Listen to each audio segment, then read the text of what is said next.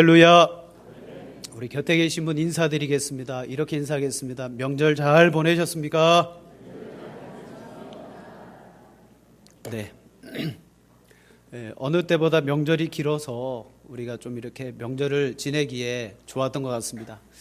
근데 좀 아이러니한 게 있습니다.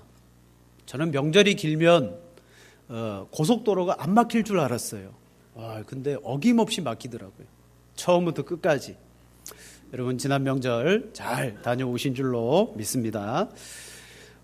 동양의학, 한의학, 그 한의학에서 사람들의 체질을 나누는 것을 보게 됩니다. 4가지 체질로 나누고 8가지 체질로도 나누고 사람의 몸을 체질로 나누는데 대표적인 것은 이 몸에 열이 많냐 아니면 열이 없느냐, 그걸로 체질을 나눠요. 그래서 같은 재료의 약을 써도 체질에 따라서, 예를 들면 인삼이 몸에 맞는 사람이 있고 인삼이 몸에 안 맞는 사람이 있어요. 우리 흔히 그걸 약효라고 부르죠. 약을 썼는데 효과가 있는 사람이 있는가 하면 없는 사람이 있더라는 겁니다. 자, 똑같은 약을 썼는데 사람의 체질에 따라서 효력이 달라집니다. 여기서 말하는 효력이라는 것은 어떤 일에 대해서 돌아오는 결과를 말하죠. 약을 썼으면 나아요죠. 그게 효력입니다. 가르쳤으면 배워야 되고 깨우치고 그대로 살아가는 게 효력입니다. 여러분, 제가 믿기는 이 세상에 존재하는 모든 것 가운데 가장 효력이 있는 것은 하나님의 말씀인 줄로 믿습니다. 왜냐? 이 세상은 하나님의 말씀으로 지어졌습니다. 그리고 끝입니까? 아니요. 지금도 세상은 하나님의 말씀을 통하여 다스려지고 있고 섭리되어져 나간다라는 사실이죠. 그러니까 하나님의 말씀은요, 창조 때부터 마지막 종말까지 가장 완전하고 효력이 있는 것이에요. 그래서 시인은 말하기를 하나님의 율법은 완전합니다. 하나님의 말씀은 완전합니다. 하나님의 입에서 나가는 말씀은요, 헛되이 되돌아오지 않습니다. 그것은 반드시 열매를 맺습니다. 이사야 55장 11절 말씀인데 우리 같이 한번 읽겠습니다. 다 같이 봅니다. 내 입에서 나가는 말도 이와 같이 헛되이 내게로 나의 기뻐하는 뜻을 이루며 내가 보낸 일에 형통함이니라. 아멘.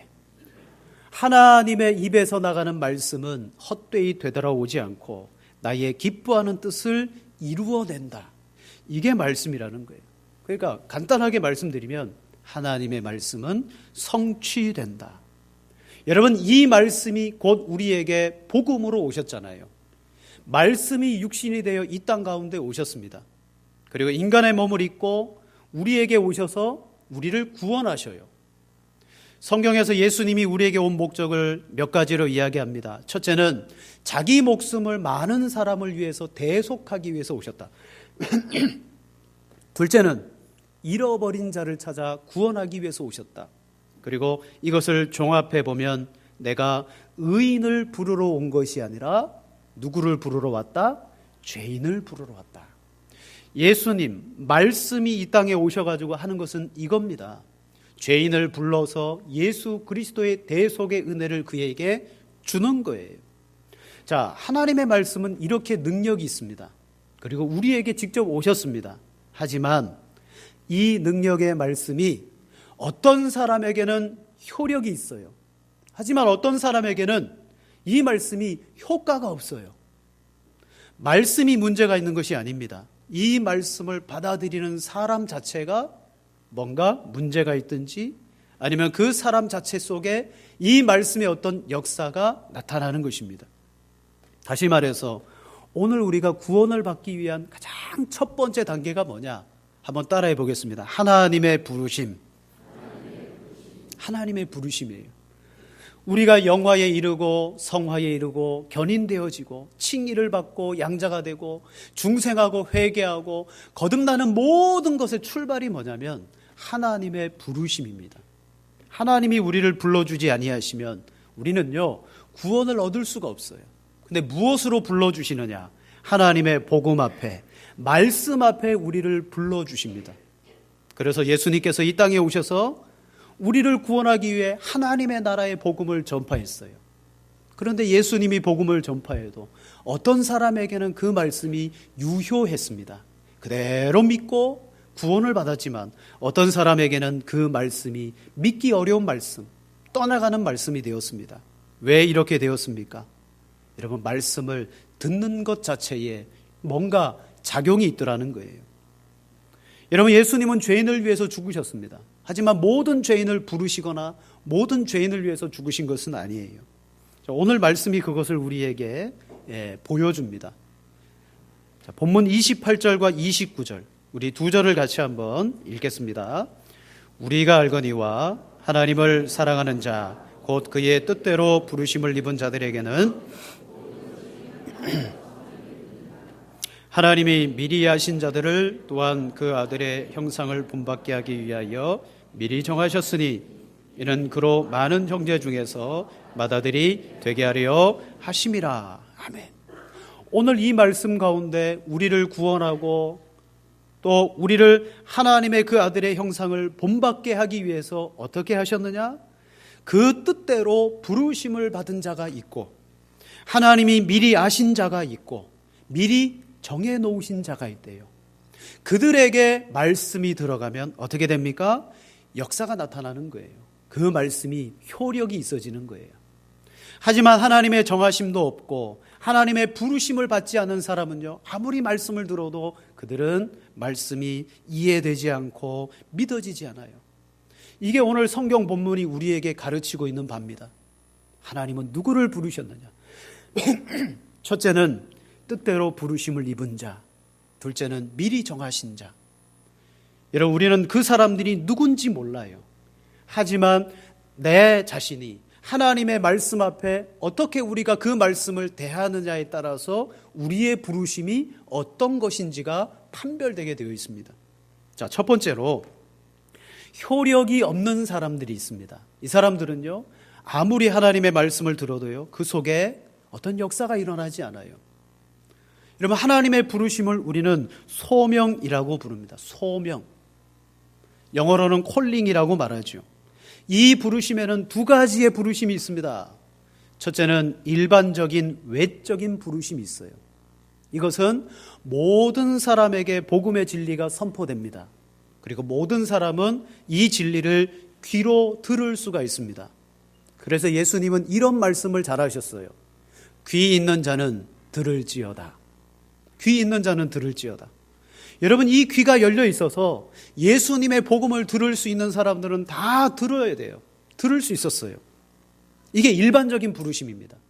여기 계신 여러분 모두가 일반적인 부르심 가운데 있는 겁니다. 내가 예수님을 깊이 믿든 믿지 않든 이 자리에 있다는 것, 말씀을 듣는 것이 여러분의 외적인 부르심이라는 거예요. 자, 우리가 구원을 받기 위해서는 이 일반적인 부르심이 필요합니다. 사도 바울은 우리의 구원의 원리에 대해서 로마서 10장에 말해요. 어떻게 우리가 구원을 받느냐? 자, 우리 말씀을 보면서 확인하겠습니다.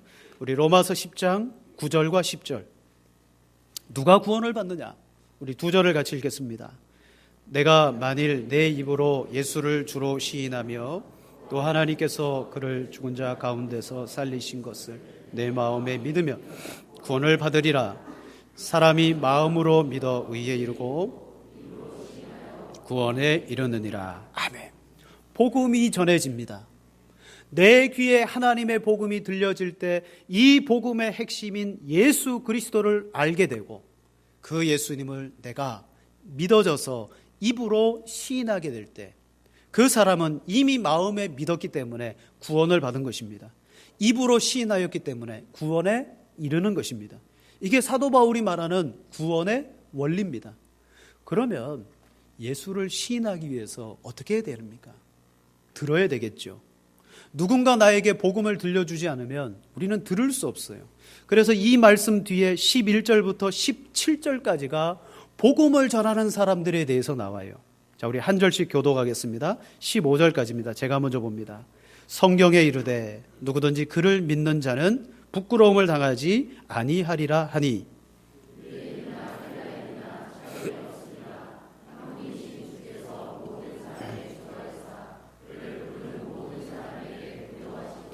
누구든지 주의 이름을 부르는 자는 구원을 받으리라.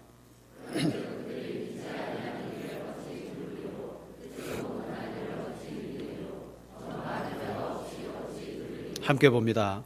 버리심을 받지 아니하였으면 어찌 전파하리요. 기록된 바 아름답도다. 좋은 소식을 전하는 자들의 발이여 함과 같으니라. 아멘. 요약하면 이렇습니다. 복음에는 차별이 없습니다. 유대인에게든 헬라인에게든 누구든지 이 복음을 듣고 주의 이름을 부르면 그 사람은 구원을 받습니다. 그런즉 그들이 믿지 못하면 어떻게 부를 수가 있겠습니까? 믿기 위해서는 들어야 되는 것처럼 듣지 못하면 어떻게 믿겠습니까? 전파하는 자가 없으면 어떻게 듣겠습니까? 그러므로 지금도 이 복음을 가지고 전하는 자들의 그 아름다운 발이 있습니다. 산을 건너 바다를 건너 이 복된 소식을 사람들에게 들려주기 위해서 예수님이 말씀한 것처럼 귀 있는 자는 다 들어라. 땅끝까지 복음을 전하는 그런 하나님의 사랑을 전파하는 사람들이 지금도 일하고 있어요. 이때 증거하는 복음은 뭡니까? 예수 그리스도의 십자가 사건입니다. 나의 죄를 위해, 여러분의 죄를 위해 예수님께서 친히 죽으셨습니다. 지금도 이 복음이 여러분 증거자들에 의해서 전파되어집니다. 그러나 모든 사람들이 외적으로 이것을 듣고 일반적으로 듣는다 할지라도 그 가운데 순종하는 사람은 적습니다. 자, 오늘 읽었던 말씀 뒤에 16절과 17절 말씀 보세요. 로마서 10장 16절 17절 두 절을 같이 읽겠습니다. 그러나 그들이 다 복음을 순종하지 아니하였도다. 이사야가 이르되 주여 우리가 전한 것을 누가 믿었나이까 하였으니 그러므로 믿음은 들음에서 나며 들음은 그리스도의 말씀으로 말미암았느니라. 아멘. 이 복음이 전해졌음에도 불구하고 그들이 다 복음에 순종하지 아니하였습니다. 이사야가 말하되 주여 우리가 전한 것을 누가 믿었습니까? 아름다운 복음을 전하는 자들의 발이 그렇게 있음에도 불구하고 누가 믿었습니까? 다 복음을 받아들이지 않았다는 거예요. 왜 그렇습니까? 17절의 결론을 맺기를 그러므로 믿음이라는 것은 들음에서 나며 들음은 그리스도의 말씀으로 말미암는다. 우리가 다 이 예배당 안에서 하나님의 복음과 말씀을 듣지만 순종하는 사람은 듣는 자만 순종한다는 거예요. 제가 지금 듣고 있지 않습니까? 귀로 듣는 것을 말하지 않습니다. 문제는 이거예요. 똑같이 복음을 듣고 있지만 누구는 예수님을 구주라고 고백하는데 어떤 대부분의 사람들은 고백하지도 않고 순종하지도 않아요. 사도 바울은 이 문제를 무슨 문제라고 말하느냐? 들음의 문제다. 들음의 문제다. 그러므로 믿음은 들음에서 나며. 여러분 가장 큰 문제가 뭔지 아십니까? 가장 큰 문제는요, 나는 듣지 않겠다라는 마음을 갖고 있는 것이 문제예요. 오늘 이 예배를 드릴 때 모두가 다 마음이 열려 있는 게 아니에요. 어떤 이는요, 여러분 끌려오신 분도 있어요. 집안의 분위기가 그런 분위기라 할 수 없이 오신 분도 있어요. 내가 여기 오지 않으면 가정의 평화가 깨지니까 오신 분도 있어요. 이런 분들은요, 마음의 팔짱을 끼고 있습니다. 그래, 저 목사가 무슨 이야기 하나 내가 들어보자. 이미 이것은 내가 듣겠다가 아니에요. 내가 듣고 내가 판단하겠다. 마음의 빗장을 닫아 걸었다는 것입니다. 지금 바울이 말하는 것은 뭐예요? 들음으로 믿음이 난다는 것은 경청의 문제. 여러분 이 시간 말씀을 어떻게 듣느냐? 이 말씀을 내가 어떻게 수용하느냐의 문제라는 거죠. 저는 모르지만 하나님은 여러분의 마음의 상태를 다 아셔요. 예수님께서 빌라도 앞에 신문을 받았습니다. 빌라도가 재판정에서 예수님을 첫 번째 신문했습니다. 신문을 해보니까 이 예수에게는 아무런 죄가 없어요. 무죄였어요. 그래서 재판정 바깥에 나가서 대제사장과 유대인들에게 이 예수는 무죄하니 내가 풀어주겠다. 그러니까요, 유대인들이 아니다, 예수를 풀어주면 안 된다. 예수를 십자가에 못 박아라, 못 박아라 그러는 거예요. 그리고 다시 또 들어와요. 또 두 번째 예수님을 신문합니다. 두 번째 신문하니까 또 예수님에게서 죄를 찾을 수가 없었어요. 또 나가서 사람들에게 말합니다. 이 예수를 내가 신문하니 무죄다. 나는 이 예수를 채찍질해서 풀어주겠노라. 그러자 이미 유대인들이요, 뭐라고 말합니까? 예수를 십자가에 못 박으소서, 못 박으소서. 그들은 결정을 해놓은 거예요. 이미 예수님을 십자가에 죽이기로 결의를 다 해놓고, 아무리 빌라도의 그 재판 가운데 무죄가 나왔다 할지라도 그들은 듣지 않습니다. 그들은 듣지 않았어요. 그게 바로 그들의 죄입니다. 만약에 이 자리에 죄가 아니라 예수님께서 오셔서 하나님의 나라를 선포한다 할지라도, 여러분, 듣지 않으려고 하는 사람은요, 아무리 예수님이 오셔도 그는 듣지 못하는 거예요. 외적으로만 들었고 일반적으로만 들었지 그 속에 아무런 효력이 없습니다. 두 번째로 무엇이 문제입니까? 또 하나의 문제는 듣기는 듣지만 인간적인 판단으로 그 말씀들을 다 잘라버리는 겁니다. 내 이성으로, 지식으로, 경험으로. 여러분, 성경이 이 사건을 보여주는 것이 있어요. 요한복음 6장입니다. 예수님께서 제자들에게 이런 말씀을 하셨어요. 나는 하늘에서 내려온 떡이다. 그러니까 사람들이, 제자들이 하늘에서 내려온 떡? 이상한데? 그리고 예수님이 이렇게 말합니다. 나는 참된 음료다. 그때 음료를 피라고 말씀하셨어요. 내 피는 참된 음료다. 그러자 제자들이 어렵도다. 누가 이 말을 받을 수 있겠느냐. 그렇게 생각해요. 막 수군수군거립니다. 그때 예수님께서 그들을 향하여 뭐라고 말했느냐.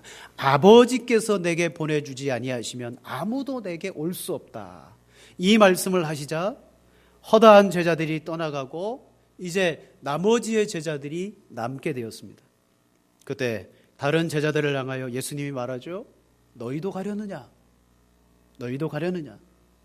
베드로가 대답하기를 주여 영생의 말씀이 주께 있사오니 우리가 누구에게로 가오리까? 우리가 주는 하나님의 거룩하신 자인 줄 믿고 알았사옵나이다 라고 고백해요. 여러분 보세요. 똑같은 환경 속에 똑같은 말씀을 들었습니다. 그런데 허다한 제자의 무리들은 어렵도다. 누가 들을 수 있느냐. 그 말을 받지 못하고요. 시험에 빠져서 돌아가 버렸습니다. 하지만 베드로와 나머지 제자들은 두 가지를 이야기합니다. 주님의 말씀은 영생의 말씀입니다. 또한 주님은 하나님의 거룩하신 자이신 줄 내가 믿고 알았습니다. 그 속에 여러분 외적으로 듣고 시험에 빠진 사람들이 있는가 하면 내적인 부르심과 효과, 효력이 있는 사람들이 있더라는 거예요. 자, 일반적인 사람은요, 자기 이해 범위까지만 생각할 수 있습니다. 말씀이 딱 거기까지예요. 내가 이해되는 것만 믿는 거예요. 내가 이해되는 것만 받아들입니다. 이게 일반적인 부르심을 받은 사람들입니다. 자신의 판단이 주님의 말씀보다 앞서요. 여러분, 제가 서두에 말씀드렸습니다. 하나님의 말씀만큼 효력이 있는 것은 없다. 반드시 그 말씀은 나가면 하나님의 기쁜 뜻을 이룬다. 이게 구원으로 나타나거든요. 이루는데 어떤 사람에게 이것이 이루어지지 않아요. 어떤 사람? 이미 마음에 결정한 사람, 이미 이 말씀을 판단하기로 작정한 사람, 그런 사람들은 하나님의 말씀이 들어오기는 들어오나 그들 심령 가운데 심겨지지 않습니다. 그러나 두 번째, 효력 있는 부르심을 받은 사람들이 있습니다.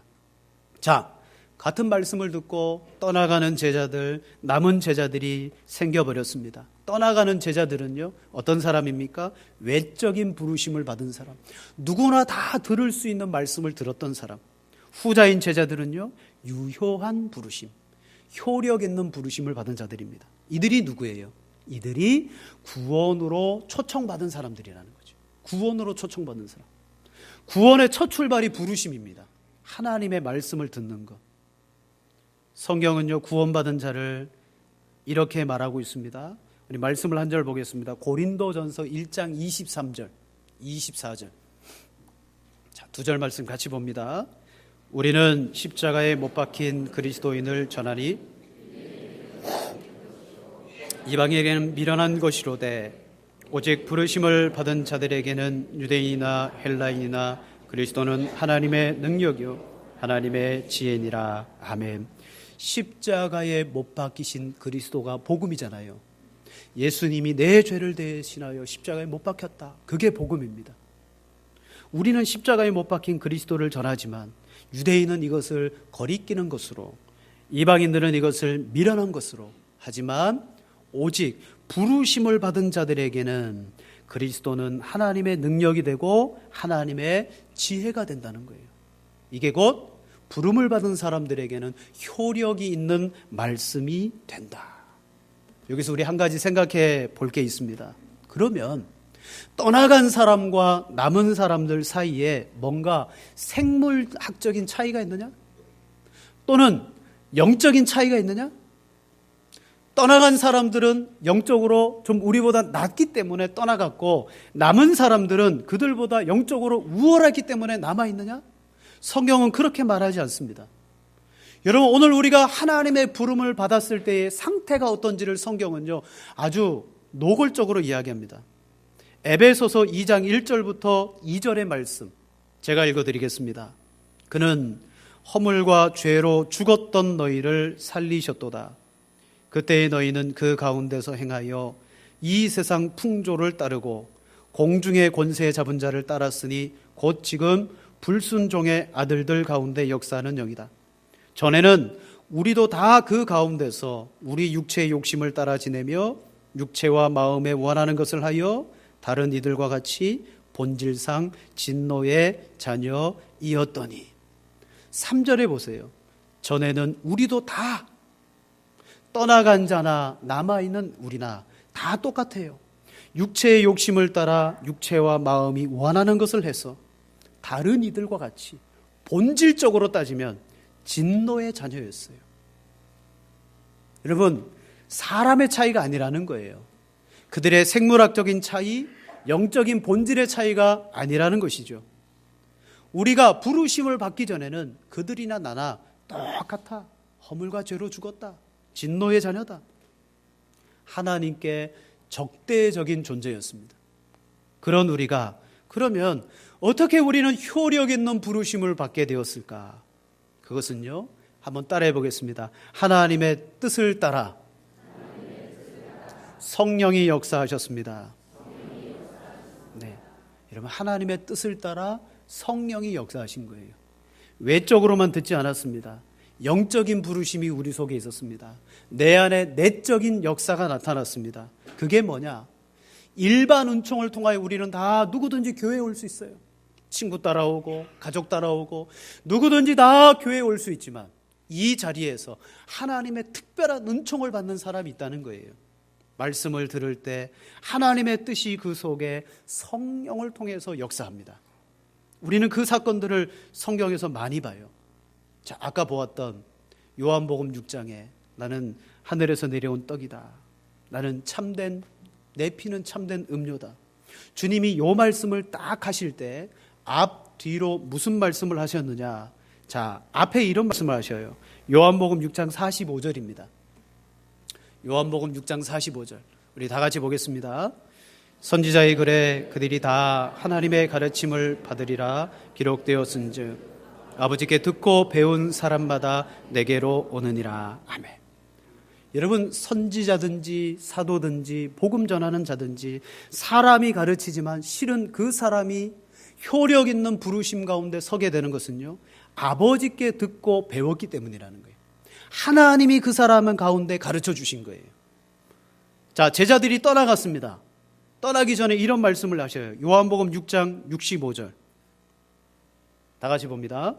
또 이르시되 그러므로 전에 너희에게 말하기를 내 아버지께서 오게 하여 주지 아니하시며 내게 올 수 없다 하였노라 하시니라. 아멘. 여러분, 복음을 듣기는 다 듣지만 내가 구원을 받아 하나님의 영원한 영화에 이를 수 있는 그 출발점은 무엇이냐? 우리의 지혜와 지식이 아니라 아버지께서 각 사람 가운데 효과가 있도록 해주시는 역사가 있다는 거예요. 그게 눈에 보이지 않지만 성령께서 여러분 안에 그 일을 했기 때문에 믿는다는 거죠. 마태복음 16장에 보면 가이사랴 빌립보 지방에서 예수님이 제자들에게 묻죠. 사람들이 나를 누구라 하느냐? 예, 더러는 세례 요한이라고 하고 그리고 엘리야라고 하고 예레미야나 어떤 사람들은 선지자라고도 했습니다. 여러분, 여기까지가 뭐냐면 일반적인 부르심입니다. 이게 외적인 부르심입니다. 예수님을 보고 어떤 사람들은 선지자로 다 이해한 거예요. 왜? 예수님 겉모습 자체가 그렇기 때문에. 그때 예수님이 제자들에게 말합니다. 그러면 너희는 나를 누구라고 하느냐? 베드로가 대표로 이야기하죠. 주는 그리스도시요 살아계신 하나님의 아들이십니다. 예수님을 놓고 허다한 사람들이 선지자로 고백했지만 베드로는, 제자들은 하나님의 아들 그리스도라고 고백했어요. 그때 예수님께서 야 바요나 시몬아 너는 참 복이 있구나. 이를 내게 알게 하니는 혈육이 아니요 누구시라? 하늘에 계신 내 아버지시라. 이게 효력 있는 부르심을 받은 사람의 역사라는 거예요. 이것을 알게 한 것은 너의 지혜나 너의 경험이나 너의 삶의 모든 노하우가 아니라 바로 너 안에서 역사하신 하나님이시라는 거죠. 여러분, 우리는 이 은혜를 받았습니다. 자, 본질은 똑같아요. 진노의 자녀요 하나님을 대적했습니다. 그런데 일반적인 은총 가운데 복음을 들었을 때 우리 안에 하나님의 성령이 내 내면 속에서 효력 있게 하신 거예요. 여러분, 이런 사건들이 성경에 얼마나 많이 나옵니까? 사도행전 2장에 베드로가 오순절날 설교했어요. 너희가 죽인 예수를 하나님께서 다시 살리셨다. 그러자 형제들이 뭐라고 말합니까? 우리가 어찌할꼬? 그 마음에 찔려서 형제들아 우리가 어찌할꼬? 그때 베드로가 말하기를 너희가 회개하고 하나님 예수 그리스도를 믿으라. 그래야면 성령을 선물로 받으실 거다. 받을 것이요. 사랑하는 여러분, 효력이 있고 없고의 차이는요 우리의 차이가 아닙니다. 고린도전서에 말하기를 너희의 부르심을 보라. 너희 가운데 부한 자, 너희 가운데 많이 배운 자, 지혜로운 자, 똑똑한 자들이 있느냐? 그렇지 않다는 거예요. 우리는 똑똑하지 않습니다. 우리는 많이 알지 못합니다. 그러나 그리스도가 우리의 능력이요 우리의 구원이라고 알게 된 것은 우리를 효력 있게 하신 내적인 역사, 하나님의 성령의 역사가 우리 속에 있더라는 것이죠. 그러므로 오늘 우리가 예배를 드리거나 삶을 살아가면서 영원토록 해야 될 것은 뭡니까? 감격하는 거예요. 야, 내가 이런 상태 가운데서 구원을 받았구나. 감격할 수밖에 없습니다. 찬송할 수밖에 없습니다. 여러분, 맹숭맹숭하시죠? 네, 이게 교리라서 그래요. 여러분, 교리를 우리가 들을 때는요 바로 내 마음 가운데 감동이 되지 않습니다. 하지만 여러분이 가정에 돌아가셔서 내가 들은 이 교리를 하나님의 말씀 가운데 한번 비추어 생각해 볼 때 여러분, 반드시 구원받은 사람에게는요 내적인 역사가 일어나게 되어져 있다는 거예요. 그리고 감동이 일어납니다. 나 같은 죄인을 살리신 주님.